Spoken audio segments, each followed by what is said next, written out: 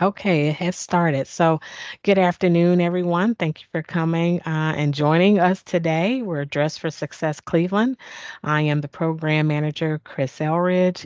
And so today we have a great topic, and we're focusing on the theme Your Vote, Your Voice. A lot of people aren't really expecting to vote in the month of March. And so we want to talk about that and understand that, but then also to understand what's going on with voter registration. So there's a lot of assumptions. So we just want to make sure that people are clear and they know what their power is, right? So we are honored to have this outstanding organization, CLE Votes. We have the president CEO, Erica, and we have her teammate. Um, Okay, help me with your name. I got you. Brianna Brianna. Brianna. Zdradinsky. Okay, all right. I didn't. I'm trying to be mindful of people's names. I have a name like that. I can butcher it like in a second. So thank you very much for sharing that. And so they have incredible knowledge about voting. So I'm not going to waste too much time. I want to go ahead and extend Erica to the floor. Maybe give us a little bit of background on CLE votes, and then we can kind of get into the topics. Fantastic. Well, Chris, thank you so much for having Brianna and I here this afternoon. We're so grateful to have this time with the Dress for Success crew and family and friends. In a moment, I will share my screen and just note that once I share my screen, I can only hear, I cannot see. So Chris is going to assist as well as Brianna in case there are any questions that I may not be able to see. So just give me one moment, please.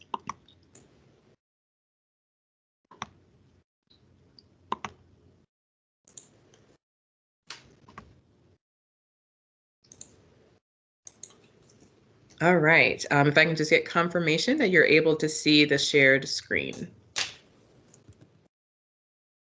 Yes. Yes. Brianna, your volume is a little low. Hopefully that's not on my side. If you can just say something again. Can you hear me? Yes, I can. Okay, awesome. Fantastic. Well, as Chris said, Brianna and I are from Cleveland Votes. Our tagline is Educate, Connect, and Empower. And today we're here to help you all prep for the primary, a brief nonpartisan engagement training. I am going to apologize in advance because I did not intend to be working from home today, and I do have a furry friend that may make his way onto the screen. I will do my best to ensure that he is not distracting to you all. So again, my name is Erica Anthony. I am the co-founder and the executive director of Cleveland Votes.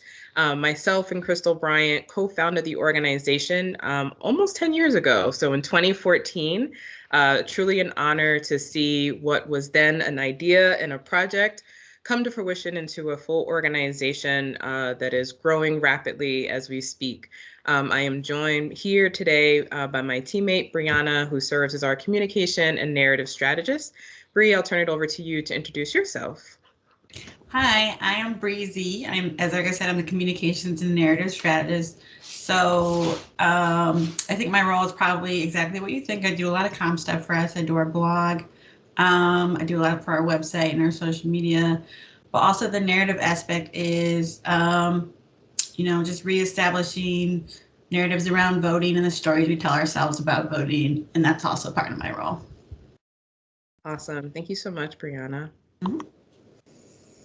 All right, so I'm just going to take a moment to go through how we'll spend our time together this afternoon. You will notice that we'll be dropping links throughout the presentation, and we'll also make this presentation available to Chris and the Dress for Success team, so you all have access to this information post today's conversation. So welcome again. We're going to run through a number of March primary fast facts. We'll get into what's actually on your ballot so you can be prepared and begin to do some research ahead of the March primary next month. And then we'll have some final reminders before we wrap up our time today.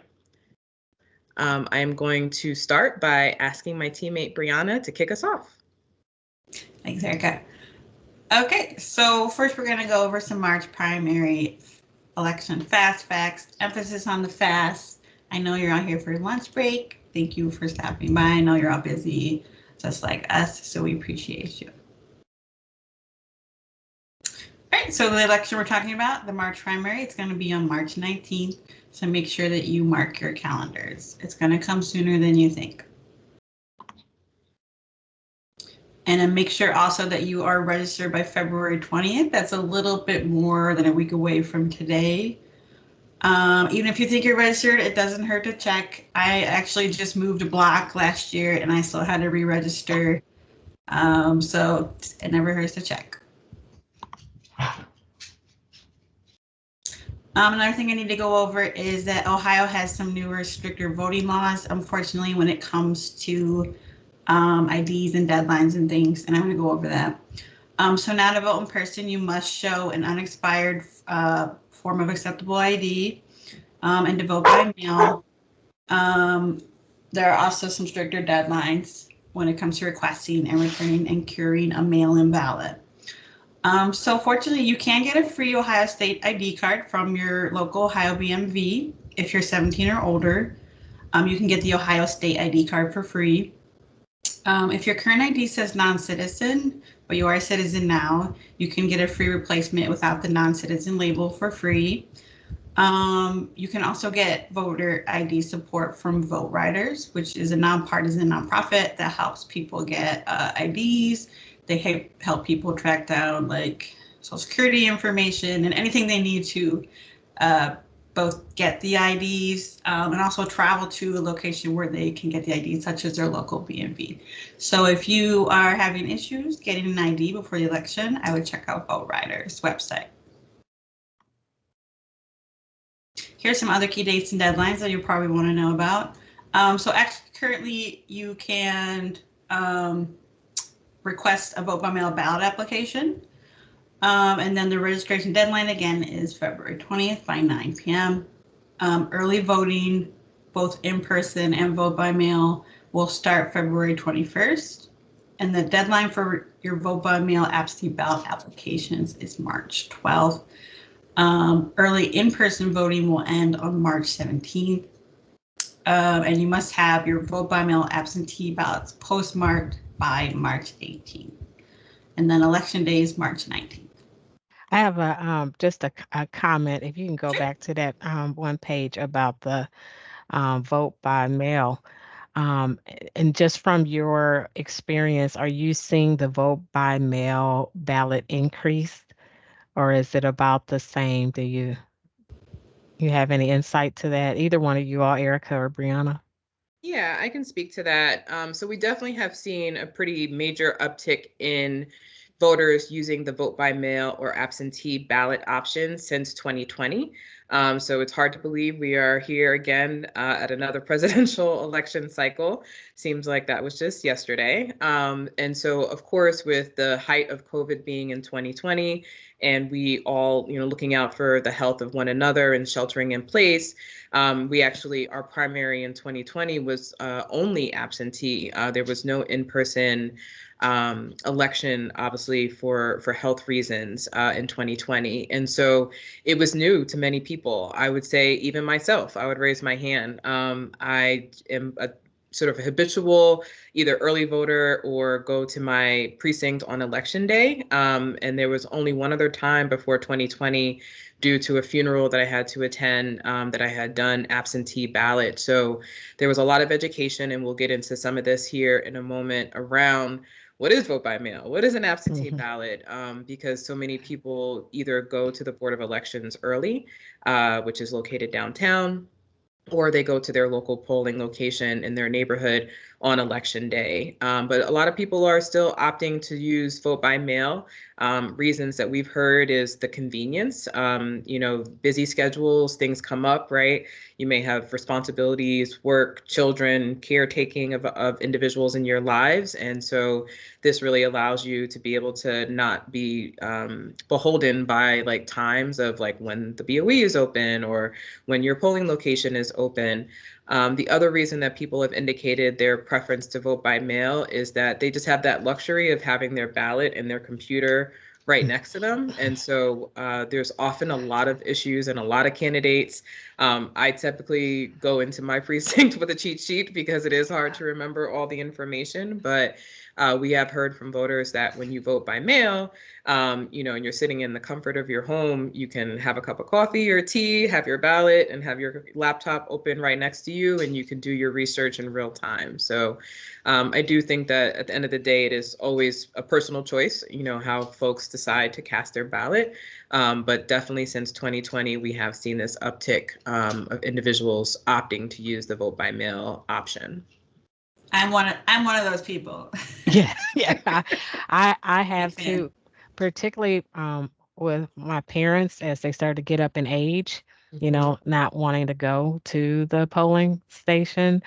But like you, I would have my iPad next to me and I would look at like candidate because I'm like, who are these people, right? And so it was nice to kind of have that option. So thank you for sharing that information. Because to do it at the comfort of your own home, maybe that help encourage more people to get out Yeah, and vote. definitely. Yeah. Mm-hmm. Chris. Mm-hmm. Okay, so your options for registering to vote, you can register online or by mail. So to register online, go to voteohio.gov with the last four of your social security number and Ohio driver's license number or state ID number, or you can download and complete a voter registration form at voteohio.gov and return to your local Board of Elections, or you can get a voter registration form from the Board of Elections, Public Library, High School, Job and Family Services Office, or your BMV office. And then when that's complete, make sure you return it to your local Board of Elections. So the downloading and completing the form from the website, that's a good option if you have a printer, and it's pretty convenient to do from home. But if you don't have a printer, but you want that, you want to feel that paper copy that some people like, go to one of those places that are listed there, like your local Board of Elections or your library. So in Ohio, we have 3 ways to vote, and we have gone over them a little bit a few minutes ago, but I'll go over them again here. So you can vote early in person at the Board of Elections, and you can do that from February 21st to March 17th. You must show an unexpired photo ID. You can vote on Election Day at your assigned polling location, and that's on March 19th this year for the March primary election. And you must also show an unexpired photo ID. Or you can vote by mail, and you can do that both early. I guess voting by mail is always early, but just make sure that it is postmarked by the postmark deadline. And make sure you apply for your absentee ballot by March 12th. And no photo ID is needed, but you will need the last 4 digits of your social security number. So if you're wondering how you can find the closest drop box, so what a ballot drop box is this big, it looks like a big mailbox outside your Board of Elections.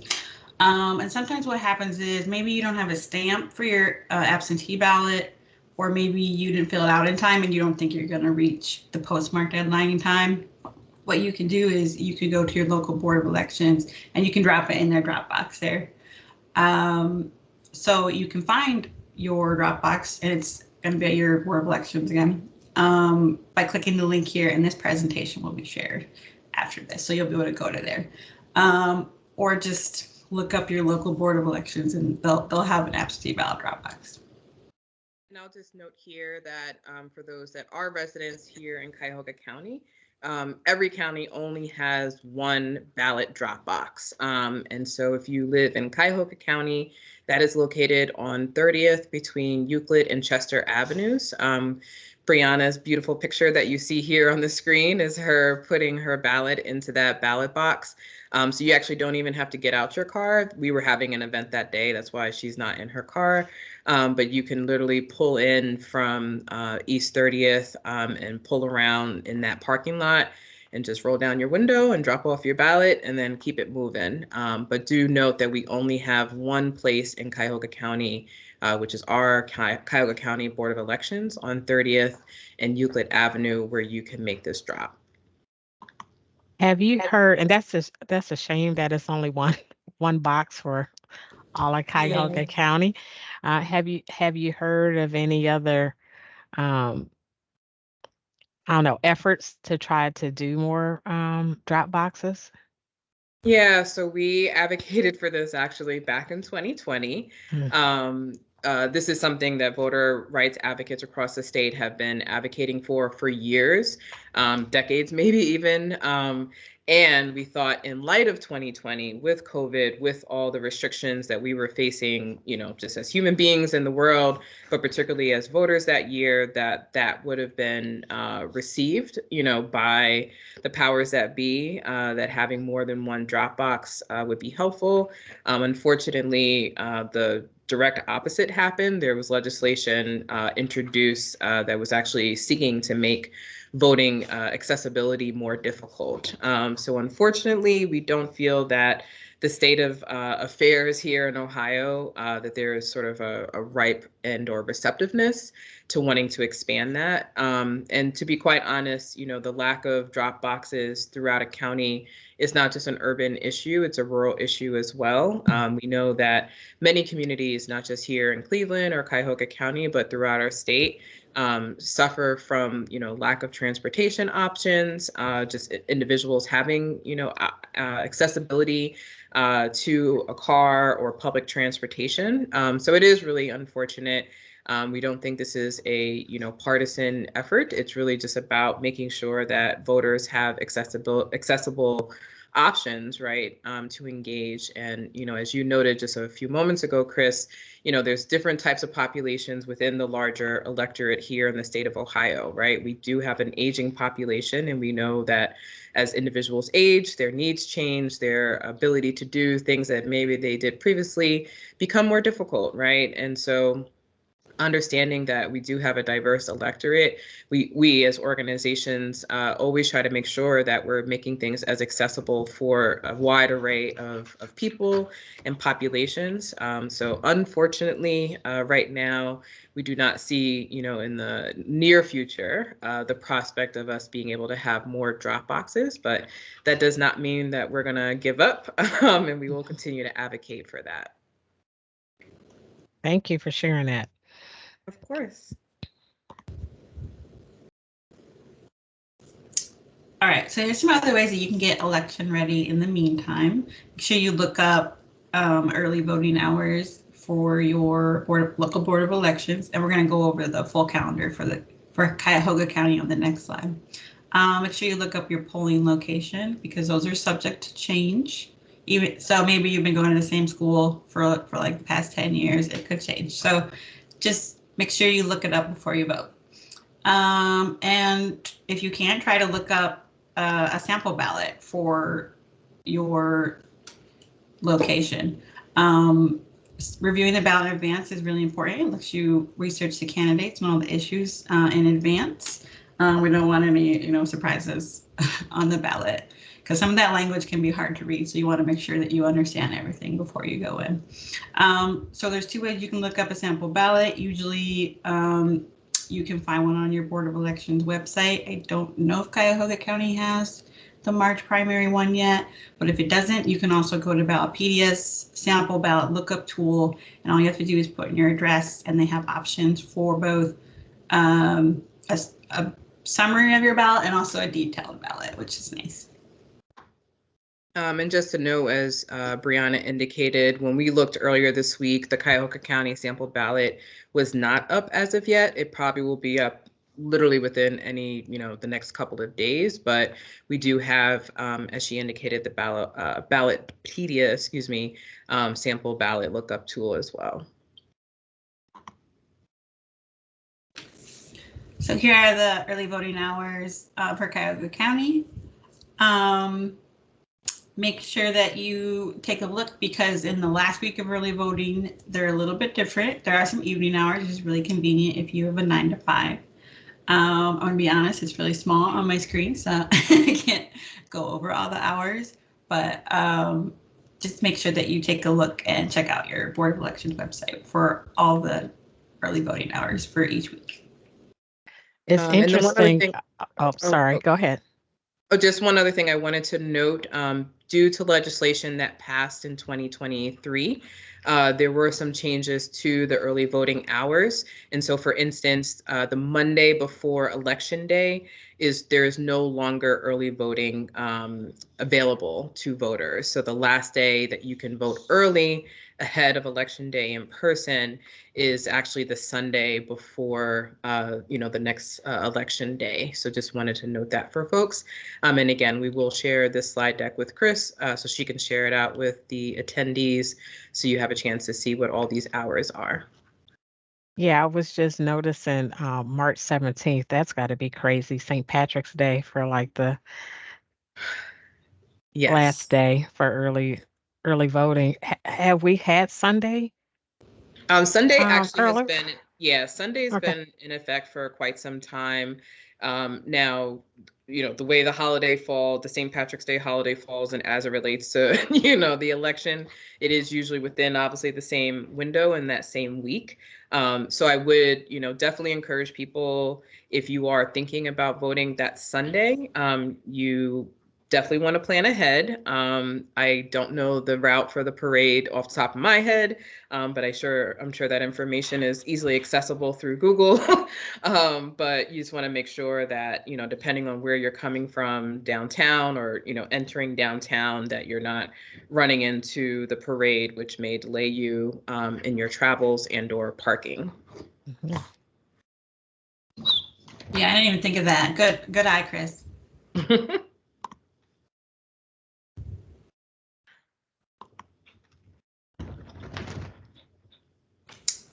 So here's some special circumstances that might occur in your process of getting vote ready.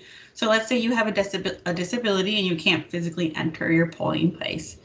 So you must still be allowed to vote.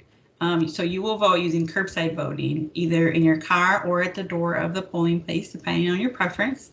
And a bipartisan team of election officials, they will assist you, and they cannot question you about your condition. Also, let's say you're an out-of-state college student and you're voting in Ohio. You can vote by mail using the last 4 digits of your social security number. Be aware that if you already have another out-of-state ID and you get an Ohio ID, that will unfortunately invalidate your other state ID. You can also vote in person using your passport or military ID. It used to be the case that you could vote with your student ID, but that's not allowed anymore due to new voting laws. So make sure that you're using an appropriate form of ID.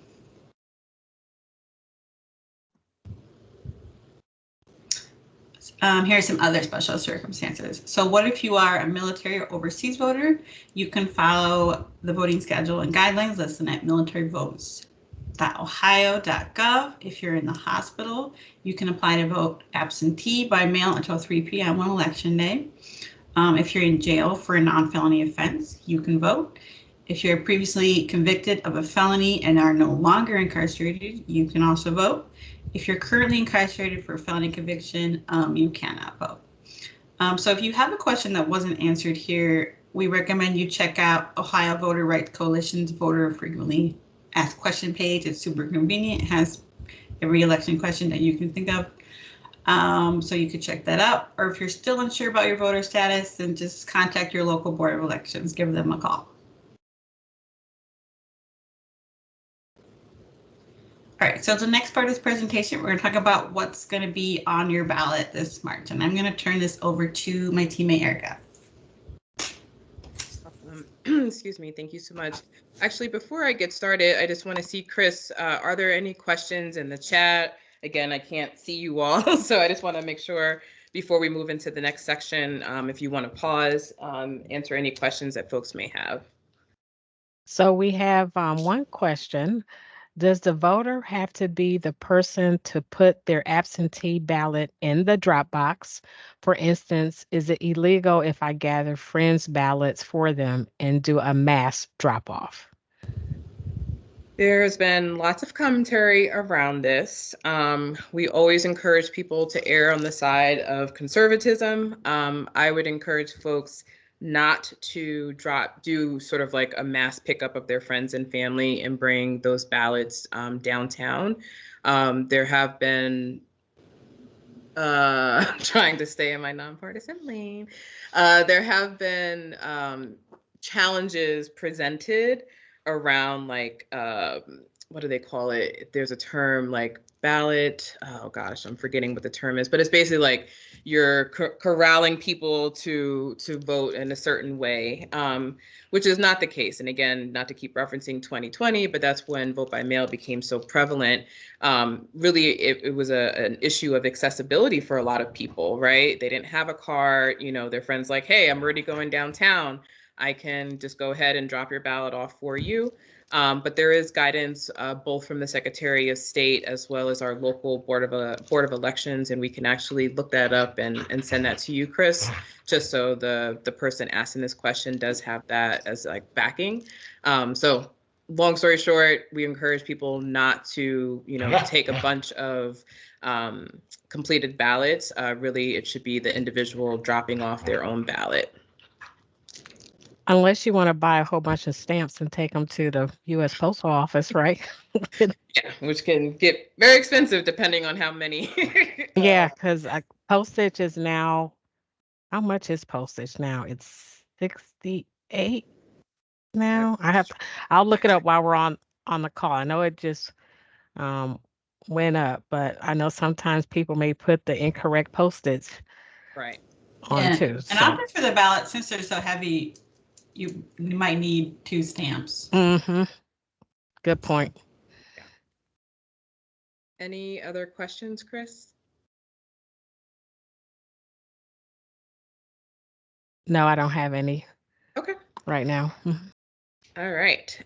So Chris started off by saying, a lot of people, when they think of a primary election, they think of the month of May, which just to note, May is a beautiful month. That's my birthday month.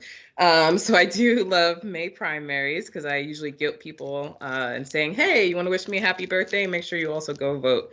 But during presidential election years, the primary in Ohio, noting here Ohio, because it does look different state to state, is in March. So as we covered just a few moments ago, as Bree went through her portion of the presentation, we know that our March primary is coming up on the 19th of March. So the other thing that we're hearing is, well, primary elections don't really matter. We've had the Iowa caucus, we've had the New Hampshire caucus, the South Carolina primary is happening. We already know who the presidential election candidates are going to be. Why do I need to vote? Well, there are many other things aside from the presidential candidates appearing on our Ohio ballot, and we're going to get into what those candidates and those issues are just now. All right, so when we think about the March ballot, if you are a resident of Cuyahoga County, you will be deciding on candidates and issues that will appear later on in your November general election ballot later this year. So what we'll see is our county prosecutor, select county council seats, as well as select county court of common pleas seats. Statewide, we will be voting on, at the federal level, president, 1 Senate seat, all seats for our House of Representatives. And then at the state level, we'll have Senate seats, House of Representatives seats, as well as Supreme Court justices. All right, so we're going to dive into these. Due to time, I'm not going to read everything verbatim because, again, we will be sharing the slide deck afterwards for everybody to reference. But the big one that a lot of people are talking about, obviously, with it being a presidential election year, is the presidential candidates. We want to note here that, there may be both names that you don't recognize, and there may also be names that you're like, hey, where did that candidate go? As I just noted, there have been a number of caucuses and other primaries that have taken place in other states in these first couple of months of the year. And so when you receive your ballot, there may actually be names of candidates that are no longer running because they either made a decision that due to them not winning a particular caucus or a primary, it didn't make sense for them to remain in the race. So we don't want people to be confused. These are, as of our knowledge right now, as we're presenting to you here on February 13th, the Democratic and the Republican candidates. But again, these things can change because there is a South Carolina primary, and there will be continue to have primaries throughout the next couple of months. Here for Ohio, we have a U.S. Senate race. Our incumbent U.S. Senator is Sherrod Brown. He is a Democrat. And then there are 3 Republican candidates that are currently running this year. The current Secretary of State, Frank LaRose, is running for this seat. We also have current State Senator Matt Dolan, and then finally Bernie Moreno. And again, when you have access to this full slide deck, you'll also get a chance to read a little bit more to make sure you understand what do these folks actually do day to day. We also have a number of candidates that are running for our Ohio Supreme Court. This is obviously an incredibly important function of our democracy at large. We, in the state of Ohio, like many other states, operate with 3 branches of government: the executive, the legislative, and the judicial. So many candidates here. I won't read them all for time purposes, but these also contain hyperlinks so that way you can read up and research the particular candidates running for the Supreme Court seats. We also have a number of state representatives and senators that are going to be running for office this year. Because the candidate will be contingent upon the district in which you live in. We did not list them all here. There are many districts, and space would not have allowed for us to show all the individuals that are running. So you'll be able to receive the full list once you receive this presentation, so you can see which candidates are running for the district that you live in that either will or will soon represent you depending on the outcome of the election. Another big race we have here that typically a lot of people don't think about. I was just having this conversation with a colleague yesterday about, just generally the prosecutor's office and it not being something that is often top of mind for people, or the fact that here in our county, in our state, we actually elect our county prosecutor, which is not the case for all states throughout the United States. So we have our incumbent current county prosecutor, Michael O'Malley, and then we have another Democratic candidate, Matthew Ahn, as well as Anthony Alto, a Republican candidate that's running for this seat as well. Lastly, we want to note that there is a county-wide levy, the Health and Human Service Levy, issue 26. This will be on our March primary. The Health and Human Service Levy essentially provides general funds for all the essential health and human services that are administered through Cuyahoga County. In addition to this particular county-wide levy, we do encourage anyone listening today to also check out your sample ballot, because there may be something at the local level, your municipality or your city or your township, that may be appearing on your ballot. All right, I'm going to pause before I move into this next section and see, Chris, if there are any questions. We'll give it just a brief moment here to see if someone may be typing. And right now, we don't have any questions. Okay, no problem. So we want to take the next few moments just to kind of give folks that are listening today different ideas. You may be representing an organization, a local community group. You may be affiliated with a local faith-based group yourself. And so we just want to give some ideas on how you may want to either engage and/or activate voters. So the first one that we're suggesting is what we're doing right now, right? Having a forum or having a discussion. That can be done in a virtual setting, or it can be done in person. These are great ways to connect with voters with a specific audience, right? When Chris reached out to us from Dress for Success, first and foremost, we're already great fans and have such admiration for the mission of Dress for Success. And we know that having this information conveyed and communicated to the individuals that are served by Dress for Success is incredibly important. And so when we think about the types of organizations that have trust in the community, that is one of the first things we want to think about, right? Because while people may not know Erica, they may not know Brianna, they may not know Cleveland Votes, they sure know Chris and they know the folks that work for Dress for Success, right? And so they may receive something and they're like, I don't know about this. I don't know if I want to go. But then Chris is like, we're co-hosting this event together. Now they might be intrigued, right? So it's really important to think about, how do you already leverage the existing trust that you have with a particular audience or a set of voters. Particularly when you are planning these type of events, you want to understand, who is the audience, right? What is the best way for us to connect with them? Some audiences, evening events work better. Some it's top of the morning. In this particular case, a lunchtime forum was what made sense for the audience that Chris wanted to reach, right? So making sure that you're being cognizant of the audience and trying to the best of your ability to create, a schedule and a time that makes the most sense for that particular audience.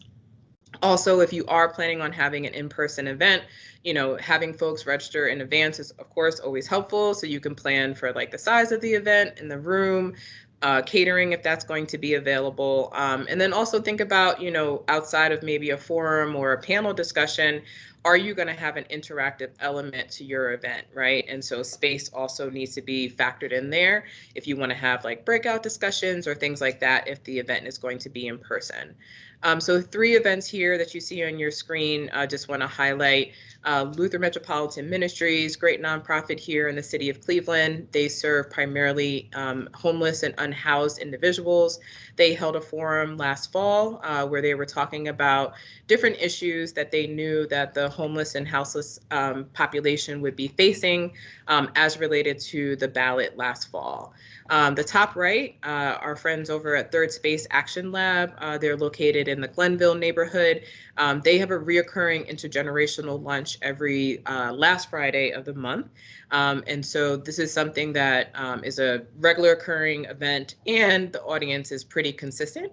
As the folks at Third Space will say, the elders that come to this event, they don't play, and they don't like events to be canceled either. So they have a really strong presence of individuals that come every month to their intergenerational lunch. And so last fall, they invited us and our partners at the NACP Cleveland branch to come talk about the election. And then lastly, we knew last fall on our ballot, we had a major statewide issue 1. And so we had outreach from our friends at the LGBT Center here in the city of Cleveland. They wanted to have a community forum discussing reproductive rights and civic engagement. And we were one of a few panelists that participated in that conversation. Another suggestion that we have, because we know hosting your own event can feel a little intimidating. Events are things that we've done for years, but we also recognize that every organization has different capacity. You may not have as many people on staff to help coordinate and organize an event. And so there's no shame in leveraging your existing network, right? We operate from a standpoint of work smarter, not harder, right? I'm sure Chris could have put this presentation together and presented it, but she was like, hey, I'm going to reach out to the organization that does this every day, right? I'm going to stay in my lane, and I'm going to let this organization who works in the civic engagement space, stay in their lane, right? And that's okay. That's completely okay. So, we're all about collaborating and leveraging our existing partnerships. One of those partnerships occurred last spring, with the Cuyahoga Valley National Park. Another reoccurring event, they have these low power happy hour events that happen out at the Happy Days Lodge. And they invited our teammate Leek to lead a conversation around civic engagement. Another event that we've participated in for a number of years now is Cleveland International Film Festival. They're always looking for community partners, and this is a great way to find a film that aligns with your organization's mission, and then you can cultivate an event around that particular film. So last year, we sponsored this Gumbo Coalition film, and in a very simple way, we held a small happy hour before the film. We invited our partners and our friends and family to come down, about an hour and a half before the film started, and we had an opportunity to actually have some of the filmmakers there converse about, what the film focus was going to be around, which was around voting and democracy and civic engagement.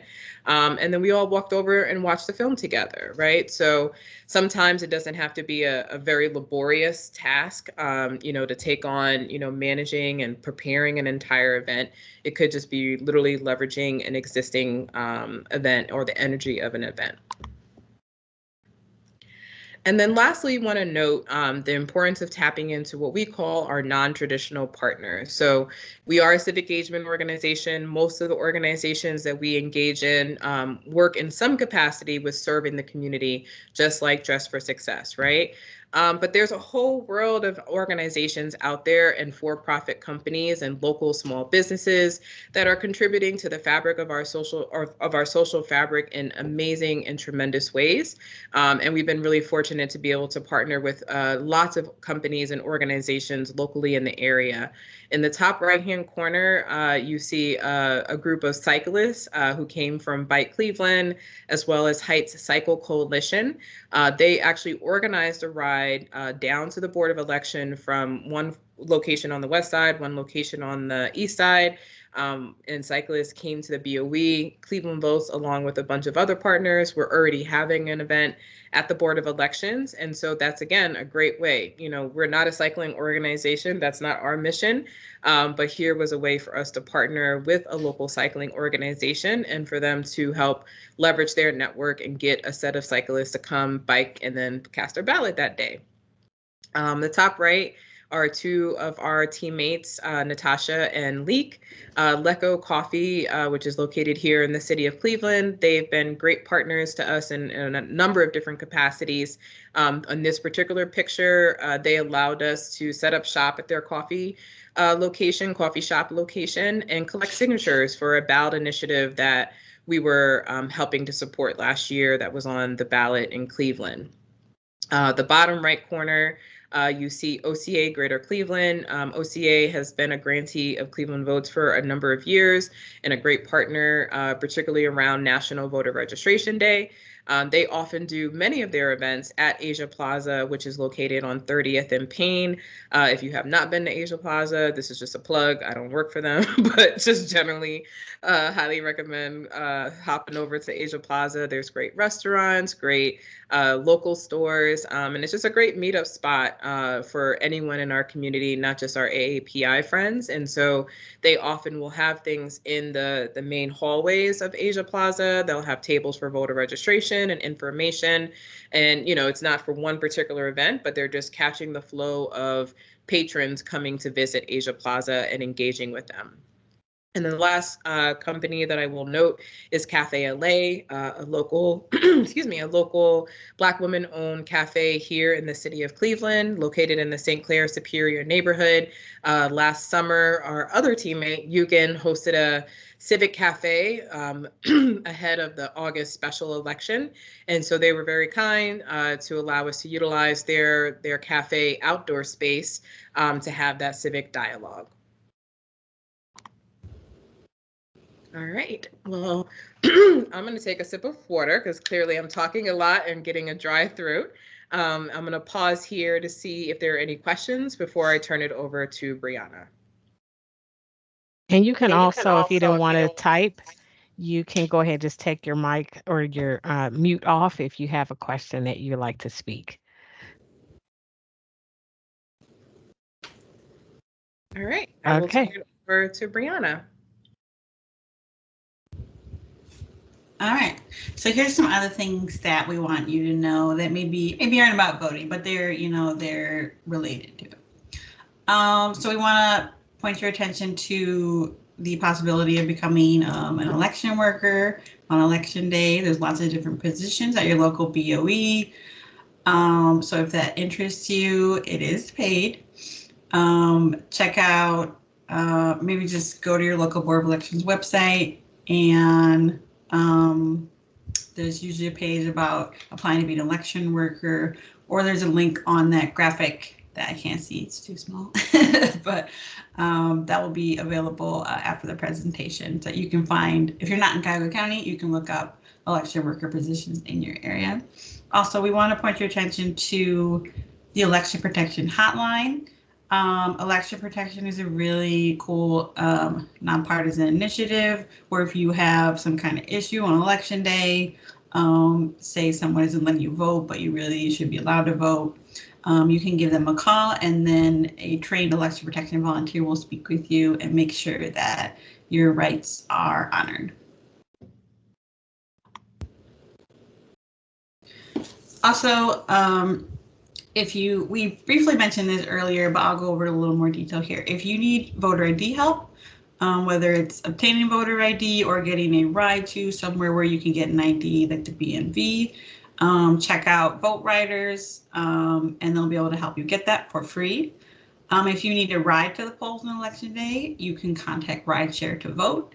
All you have to do is go to booking.ridetovote.com, and it's free, it's really convenient, it's safe, it's volunteers who love democracy. And yeah, it's just a really good resource that I wish more people knew about.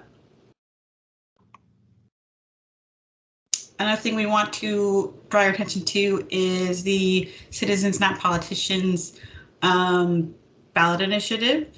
So right now there's something called gerrymandering, where basically our politicians get to choose their own voting districts, but we think that Ohioans should be able to choose the people who represent them and not the other way around.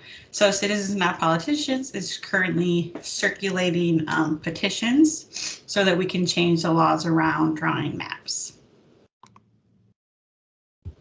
And if you want to volunteer with them, here's some things you can do. You can attend petition circulator trainings. And here's all the registration information that you can check out after this meeting.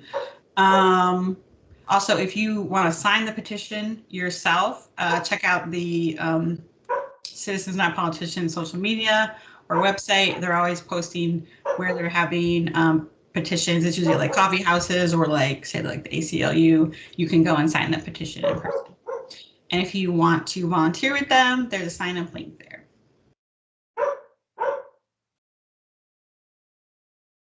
All right. Well, for me and Erica, thank you for attending this training today. Also, we want to thank our partners, Ohio Voting Rights Coalition, who provided a lot of the free materials today, and we'll be sharing some of their free resources after this meeting too.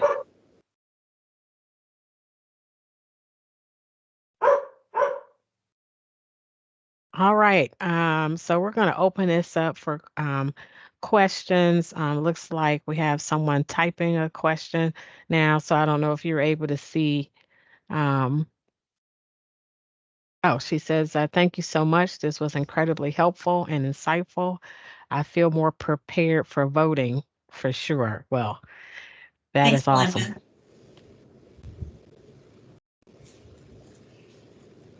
Oh, were you going to say something, Erica? It looked like you're about to get ready to Oh, I was just say saying something. thank you, but Brianna Oh. said it first. Okay. Well, as we're waiting to see if there's any more questions, I did put in the chat about the stamp cost. So it's 68 cents for a letter stamp, which is crazy. I'm like, Right.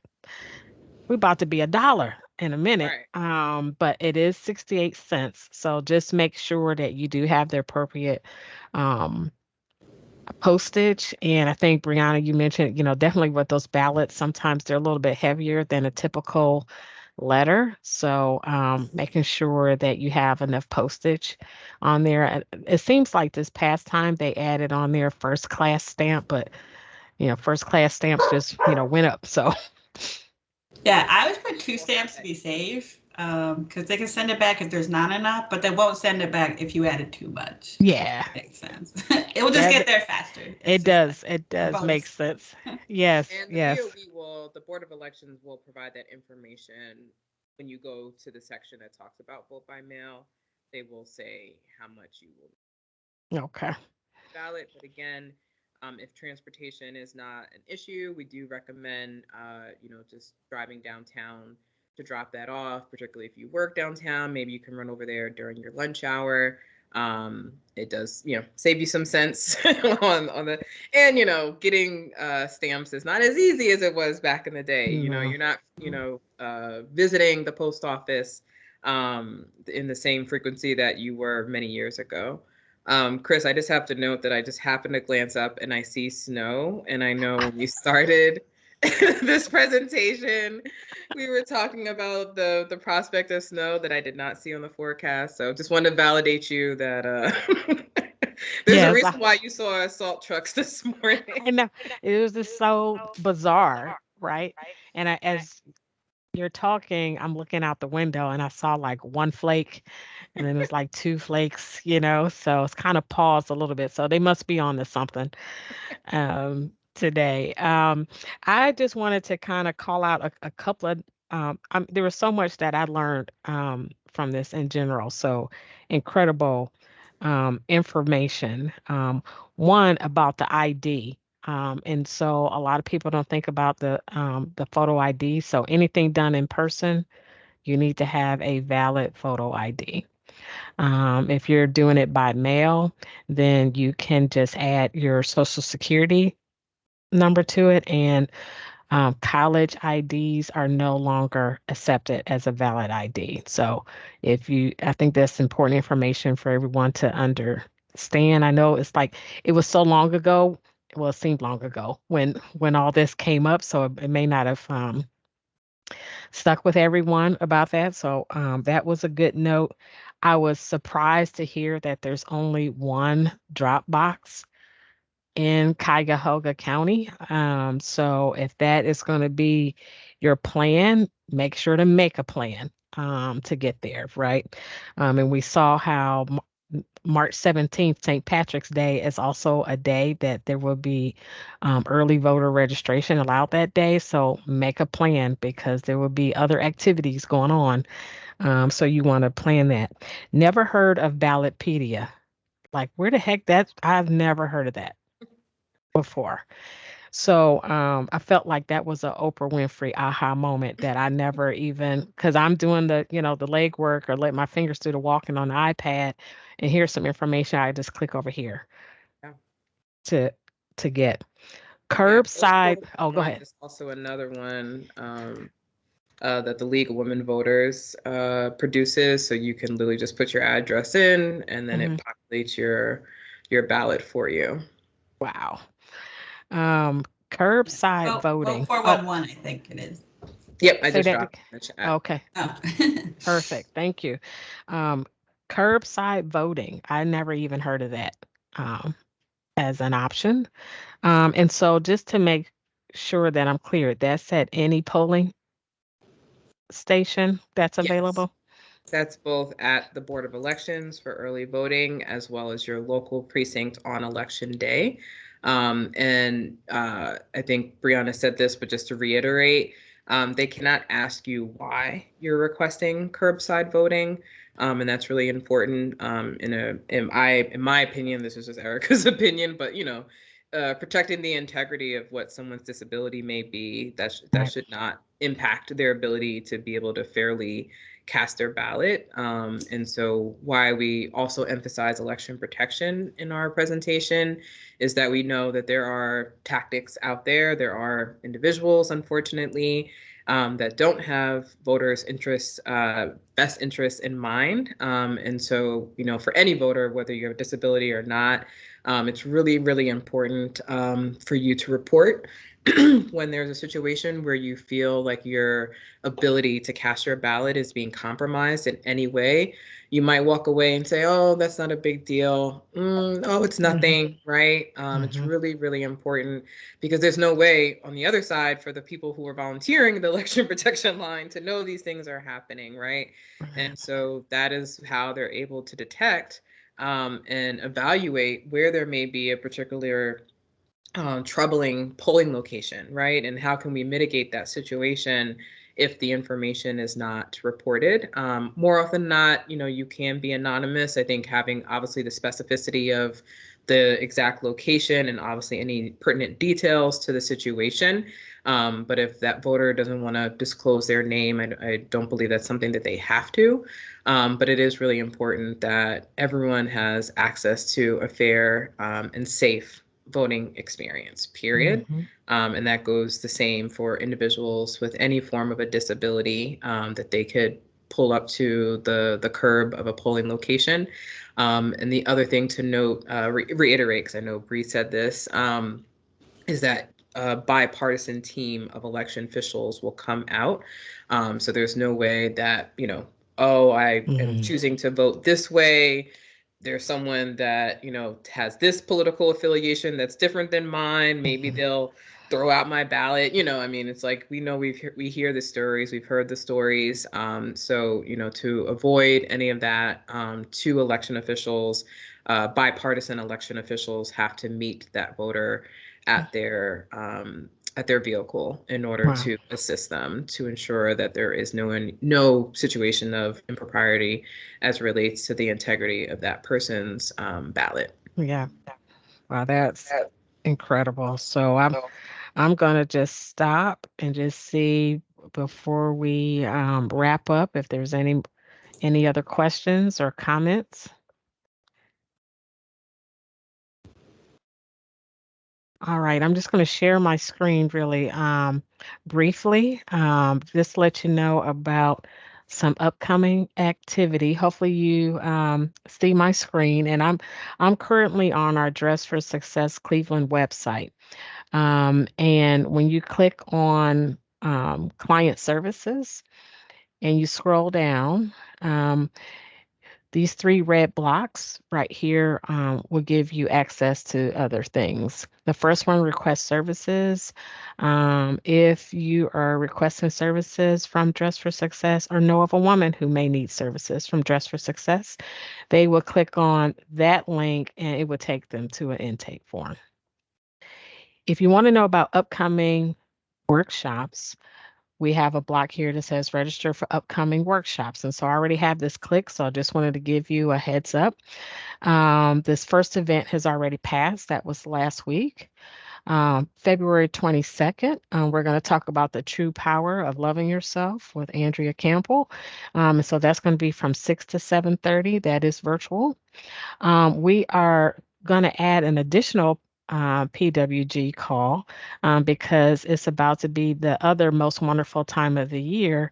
And so this one's call is all about the Benjamins and taxes. So we know that a lot of people are having to get ready for that. So we'll have someone with that expertise to speak about that. We're covering your voice, your vote now, and then later on in February, our next Lunch and Learn, we're going to talk about heart health with Sonia Vesmar from the American Heart Association because it is Heart Month, so we want to make sure we talk about that. Without delaying the call any further, I'd like to personally thank Erica and Brianna for coming on and helping out Leek. We miss her. Tell her we missed her, and so but you all did phenomenal and just incredible information. And I would definitely say this partnership is not over. We know we still have work to do when we get later on in the year, right? And so whether that be something that we do virtual again or maybe in person, we'll see what the opportunities will bring. But we definitely want to make sure we continue this partnership. Thank you, everyone. Stay safe. There are some flakes starting to drift in the air. So be safe, plan your trips, plan your vote. All right, everyone. Well, take Thank care. you. Thanks again. Thanks, Chris. Thank you.